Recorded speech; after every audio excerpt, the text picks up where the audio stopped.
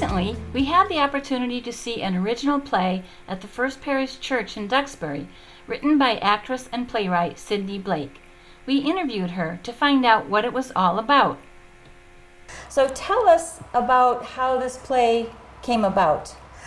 Okay, it's called Young Pilgrims, and it's a 1620 romantic comedy. But how it came about is a couple of years ago, I was cleaning out my desk. I found something from when my daughter was born 20 years ago. Wow. I mean, she's 26 now, so this was 6 years ago. Anyway, and it was a family tree that went all the way back to the 1600s. And I saw the names John Alden and Priscilla Mullins in it, and I went, whoa! Goodness. Because I had heard of these pilgrims. The family tree belonged to a relative of my husband, and so it turns out that he and our daughter are descendants of John Alden and Priscilla Mullins. And I'm a writer. I used to write television sitcoms and plays before that. I'm coming back to plays now. Anyway, I wanted to find out as much as I could about them, because all I knew about John Alden and Priscilla Mullins was the Longfellow poem, The Courtship of Miles Standish. Have you ever heard of that? I've heard of it. I don't know if I've ever read it. Most people haven't, but I did in high school for some strange reason. And anyway, the poem is about a love triangle, and the triangle is among John Alden, Priscilla Mullins, and Captain Miles Standish. Whoa. And the story in the poem is that Miles Standish, who is their leader, their military leader, was very brave, except he was not brave enough to ask Priscilla for her hand in marriage. So he asks his good friend, John Alden, to ask Priscilla for him. And so John goes to Priscilla and asks if she would marry Captain Standish. Priscilla, there's something I've been meaning to ask you. Yes? So as you know, Miles Standish's wife died with a fever, and although it seems he's brave enough to lead men into battle, it seems that he's too timid to ask you for your hand, so he asked me to ask you for him. You're asking if I want to marry Captain Shrimp? He's 30 years old! Nay, 35. You foul, wretched, miserable swine! And Priscilla said the famous line. Why don't you speak for yourself, John? That has been a famous line for many, well, a couple centuries anyway. And obviously she wanted him to ask her to marry. Yeah. I kind of did a lot of research and found fault with this poem by Henry Wadsworth Longfellow. Okay. Because in the poem, Captain Miles Standish, who was, by the way, very short, he was under 5 feet tall. They called him Captain Shrimp to his, to his back, behind his back. Anyway, in the poem, Captain Standish says things to John Alden like, you are a writer, you are, like Cyrano, you are you know how to talk to people, how to write, how to say pretty words. Won't you say it for me? And in my research, I found that John Alden was illiterate. So he couldn't have been a great writer. He was a carpenter on the Mayflower. Why did you tell me you can't read? I can't read either. It's no shame. But you're a woman. Women don't read. We would if someone taught us. And a lot of things like that just didn't make a lot of sense. So since I was a comedy writer, I decided to just research these pilgrims in all ways and find out how they might possibly actually have gotten together. Okay. So the play goes from almost the beginning of the Mayflower voyage, and it goes all the way to the end of the Mayflower voyage, which was 66 days, and then also some time on the land. Mm-hmm. And it's only an hour and 15 minutes long, but we do it all. Land ho! Is it true? Praise God! Praise God! Praise! All right. And I decided to call it Young Pilgrims because you don't hear much about the younger ones. You hear about the elders, Brewster and Bradford and the guys with the black hats and all that.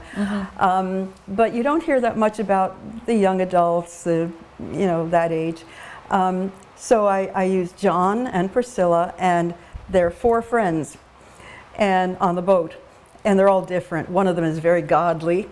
One is very not. Okay. And what's your name? I'm Sophie. Hi, Sophie. What part do you play? I play Mary Chilton. And so what was she like? Well, she was the first person to step off the Mayflower, I've heard, Oh. yeah. And in the play, she's just very, like, bubbly, and she's very flirty with the guys. Uh-huh. So, yeah. Time to go then. Wait! I want to be the first to leave this bloody ship. Be careful, there's a big rock you can stub your toe on. I'm Jackson Gordon, Hi, Jackson. Where do you live? Amherst, New Hampshire. Oh, really? Yeah, it's a bit of a drive. Yeah. But worth it? Oh, absolutely. What part do you play? Gilbert Winslow. Gilbert Winslow. And so what was he like? Oh, he's funny, suave, handsome, just overall great guy. Literally everyone loves him so much. Do you know her? Her family is friends with my pious brother, Edward Winslow. Her father's one of the investors on this ship. He sells shoes. He brought 250 pairs.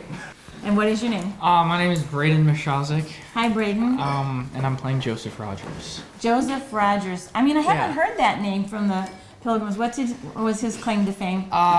He's a very pious individual, very religious, very by the book back then, very sexist. I mean, not. He's yeah. He's not that great of a guy, but I'm not. yeah. I don't know. I'm not sensing a lot of respect for that character. I respect. I don't know. It's a tough guy to respect. You'll understand when you see the show. And where are you from? Oh, I'm from Marshfield, Massachusetts. Oh, Marshfield. Yes. Excellent. Christmas Day in the morning, and what was in the ship's old tree? Stop that! You can't sing that song. We just need practice. I mean, that Christmas song. Day's a day like any other. Aye, we all had to work. No man rested all day. I worked too. Now it's time for prayer. What's your name? My name's Camden. Hi, Collins. Camden. Camden Collins. Collins. Yeah. And what part do you play? I played John Alden. Oh, the John Alden. Yeah, the John The Alden. John The Alden. Yeah. Okay. What was he really like? Well, I don't know what he was really like, but in this play he's sort of like, not the most educated person, but he's a very charming, handsome guy, kind of a himbo, but, really genuinely funny guy. Everybody's rooted for him. Good. Yeah. Excellent. And you live where? I live in Newcastle, New Hampshire. Christmas bells are ringing, ding dong, verily the sky is written with angels singing. La la la la la la la la la la la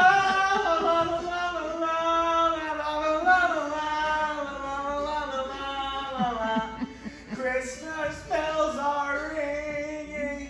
Hi, what's your name? I'm Lacey Edwards. Lacey. And what part do you play? Priscilla Mullins. Aha. Okay. Is that fun? Super fun. I'm having a blast. Yeah. And what is she like?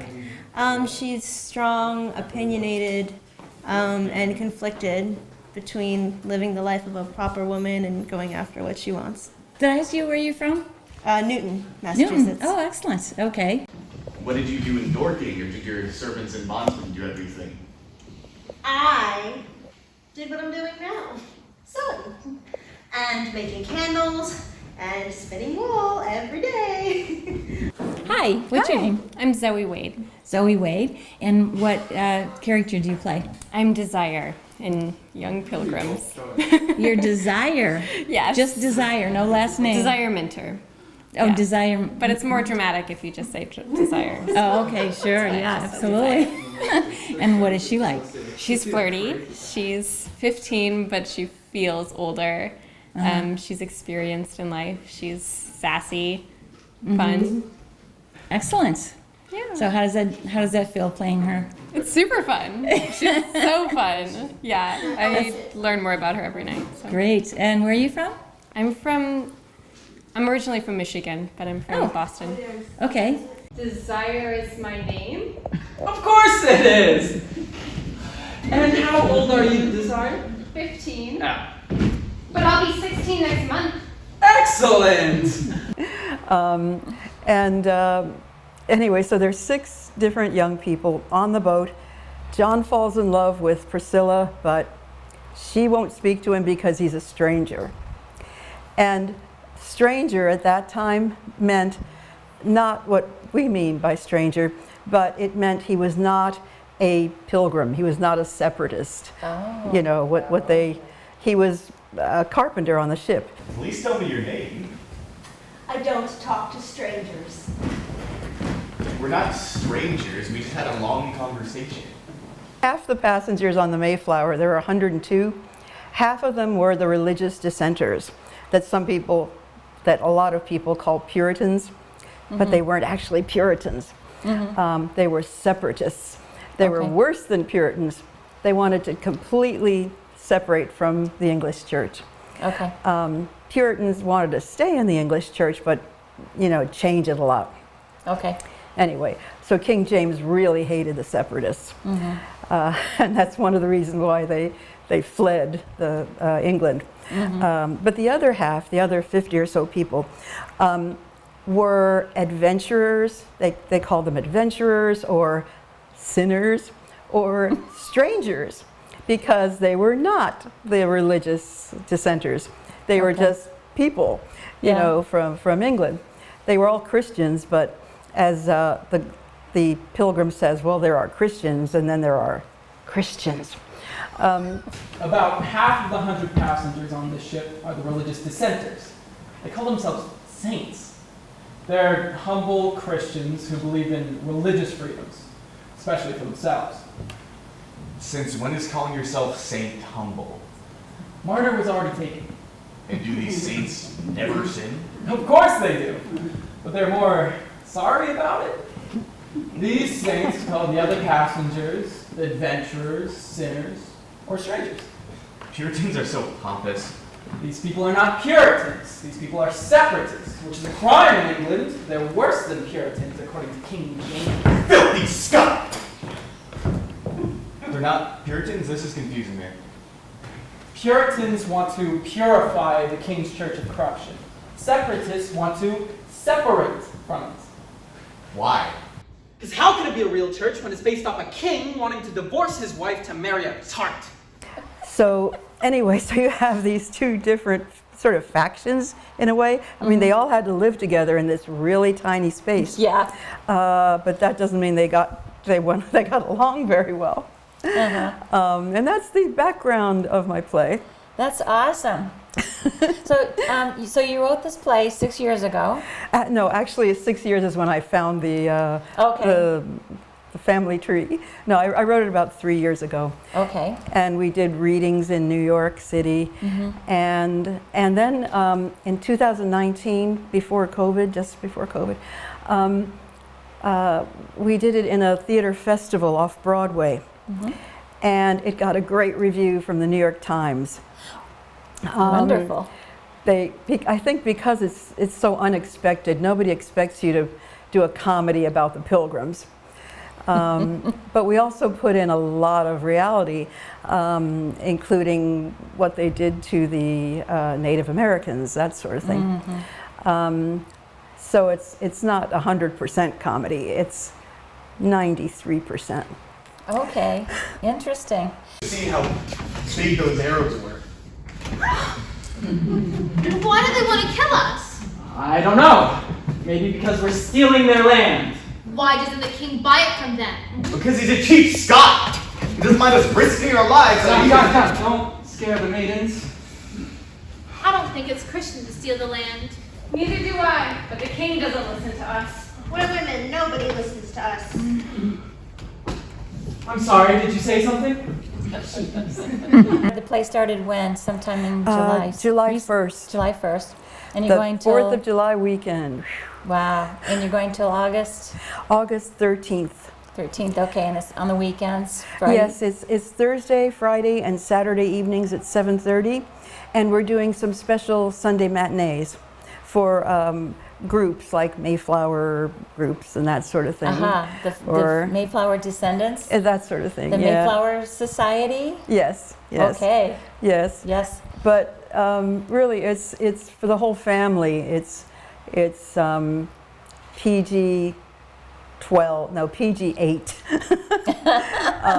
Okay. And are you directing as well? No, no, Okay. I'm the playwright and producer. We have a director who has worked here in this area for a long time. Her Okay. name's Teresa Chasen, Okay. and she's very funny. So what's the plan after the play closes here then? What's the next step? That is a good question. Yes. Any other questions? No.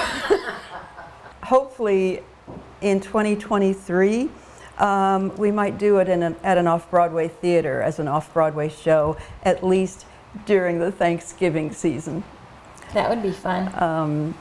There's a very old theater in the village called Soho Playhouse, and we might be doing it there.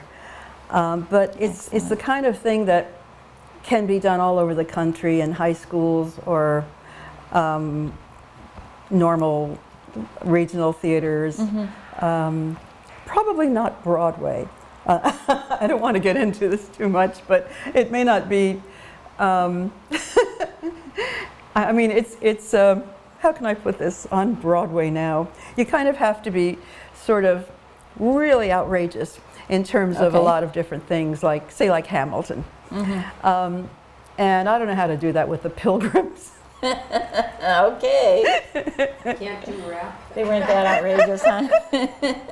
Actually, they were more outrageous than you'd expect because they were real people, you know. Yeah, and that's, of course. That's how I wrote it. You have them doing things that young people today would do. There's no you know, strange language or anything like that. The only word that they say that's a little different is mayhap instead of maybe. My father says the Indians are ignorant. Give them colored beads and they're happy as children. Priscilla, we do not call them Indians. Indians are from India. What an inappropriate name. We call them savages. Mayhap we'll find no savages at all. Mayhap we'll find fairies and elves. But otherwise, they do things like two of the boys will be rating the young women on the ship from 1 to 10, you know, as to how they look. I've met her. She's a 10. Sounds like you fared well. So but it's also historically accurate. That's great. That's good. So what's next for you? Producing this in other places. Excellent. Yeah, and Excellent.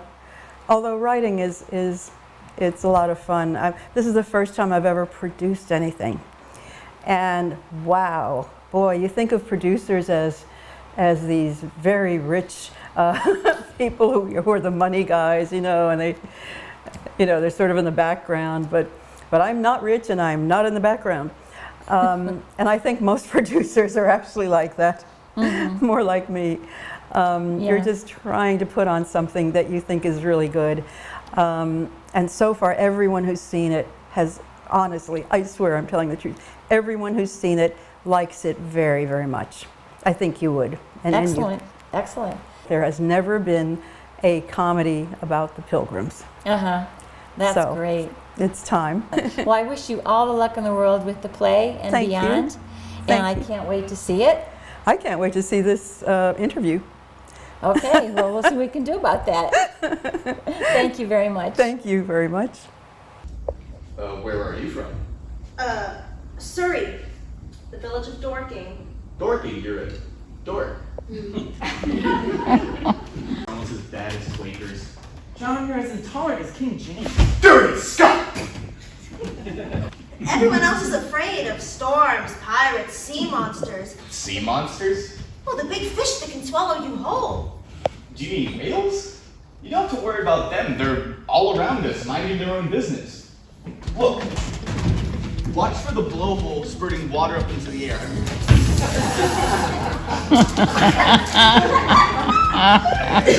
Oh my!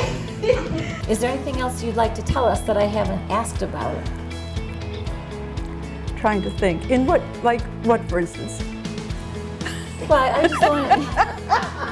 That's throwing the ball back in my court, isn't it?